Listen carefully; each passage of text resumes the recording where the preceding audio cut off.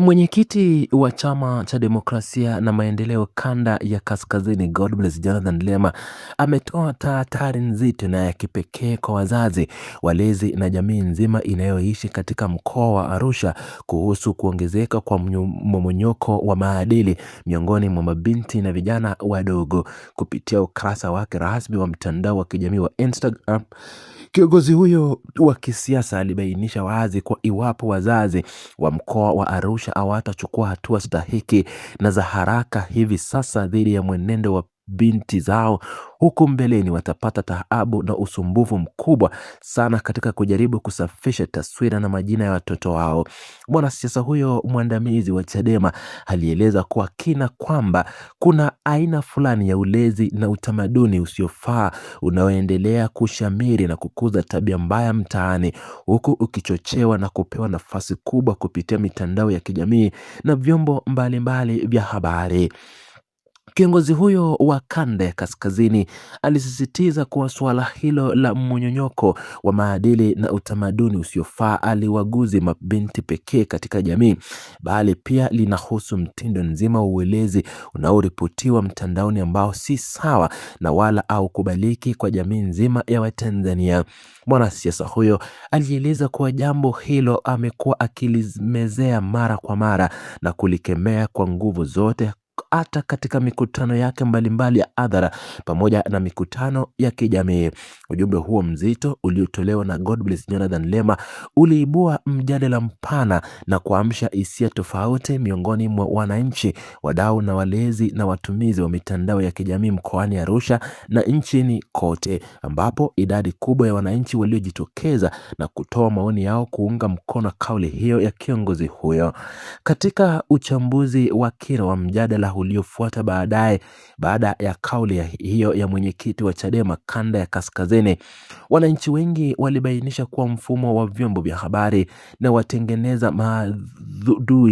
maudhui ya mitandao ya kijamii mkoani Arusha umeamua kuangazia na kuripoti upande mmoja pekee wa maisha ya uhuni na uleza, kwa sababu unaleta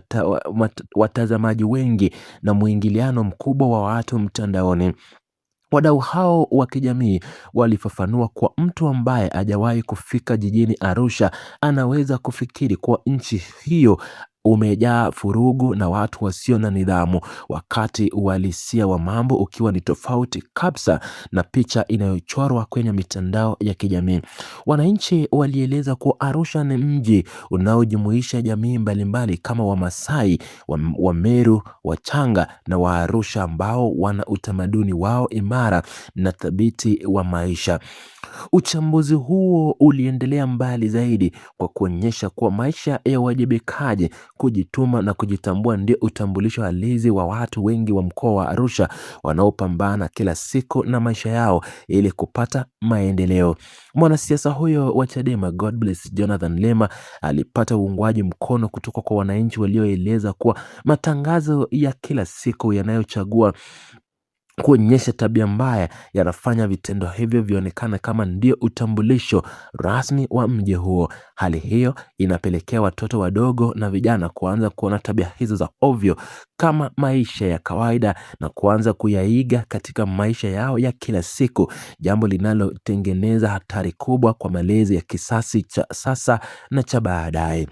Wananchi mbalimbali waliochangia mjadala huo kufuatia kauli ya kiongozi huyo wa kisiasa Godbless Jonathan Lema walibainisha kuwa mabadiliko haya ya tabia na mwenendo wa vijana hayafai kufungiwa macho au kuachiwa yakue bila kudhibitiwa.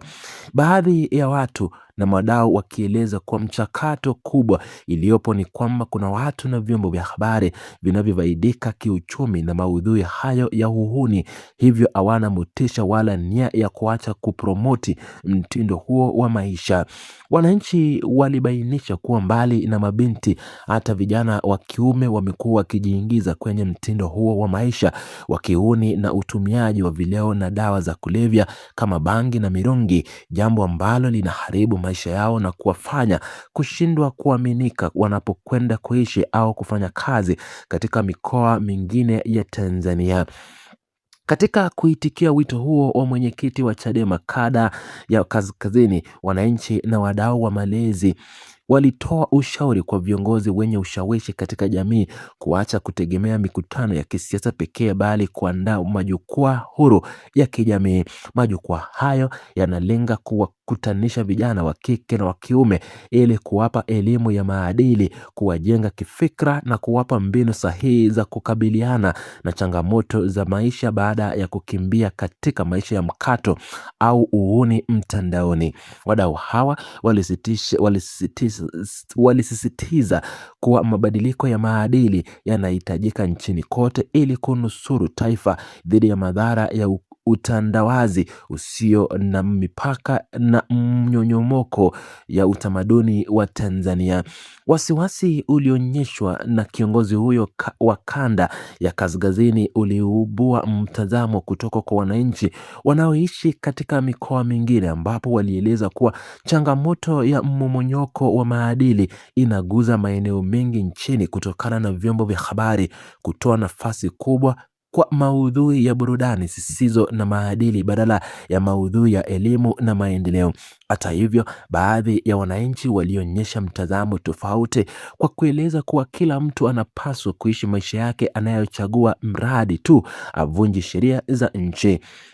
Walieleza kuwa ikiwa vijana hao hawafanyi makosa ya kisheria, jamii inapaswa kuwaachia uhuru wa kujieleza na kujitafutia kipato kupitia sanaa na burudani zao mitandaoni. Licha ya uwepo wa mitazamo hiyo tofauti, tahadhari iliyotolewa na mwanasiasa huyo mwandamizi Godbless Lema imeendelea kuwa chachu cha mjadala nzito kuhusu wajibu wa wazazi katika malezi ya watoto wao na jukumu la serikali na jamii katika kulinda misingi ya maadili.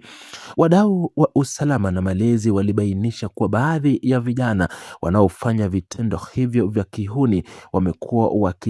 wakijificha nyuma ya shughuli za uendeshaji wa pikipiki na biashara za usiku, jambo linaloweza kuleta athari kubwa za kiusalama mkoani Arusha na taifa ila Tanzania kwa ujumla. Mjadala huu unaonyesha wazi jinsi gani kauli ya kiongozi huyo ilivyoguza eneo nyeti la maisha ya kijamii na malezi mkoani humo. Mwenyekiti huyo wa Chama cha Demokrasia na Maendeleo alihimiza na kuhitimisha ujumbe wake kwa kukumbusha kuwa malezi bora yanaanzia ngazi ya familia na kwamba wazazi wana wajibu ya msingi wa kuwafuatilia watoto wao katika hatua zote za ukuaji. Kiongozi huyo alibainisha kuwa jamii haipaswi kuacha maadili ya kiporomoka kwa kisingizio cha kufuata mkondo wa mtandao ya kijamii au utandawazi. Maelezo hayo ya Godbless Lema yanaendelea kuibua mijadala mbalimbali miongoni mwa wananchi wanaotafuta shughuli za kudumu ya kulinda maadili na utamaduni wa Kitanzania kwa ajili ya kisasi cha sasa na kijacho.